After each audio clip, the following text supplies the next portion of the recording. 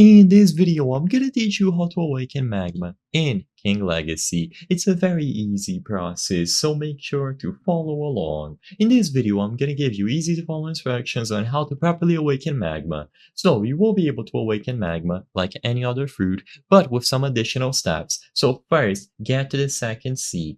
In there, go to the Viridans near Carcer and Torrefacio. They are going to be connected islands, and once you get there, you will be able to talk to the Awake Master NPC to start awakening your fruit. So, talk to him, and after you choose the magma fruit, you will be able to use gems to get it awakened. However, it also needs a specific item in your inventory. So, the specific item is going to be the Oni Mask. So, the Oni Mask is an epic face accessory that was added in update 3.5. This mask will give the player boosts, but most importantly, you can use it to awaken the magma fruit.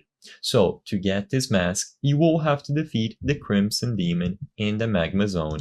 So, if you haven't already, go over to this area and summon the Crimson Demon through this quest that you can see on screen. So, talk to the NPC near the middle of the magma zone of Shred Endangering, and you will be able to get him summoned. After you defeat him, there is a 5% chance that he is going to drop the Oni Mask.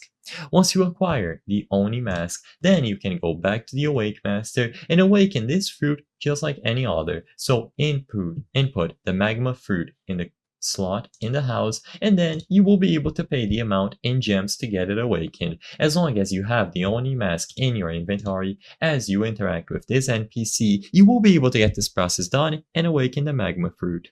I hope I was able to help you on how to awaken magma in King Legacy.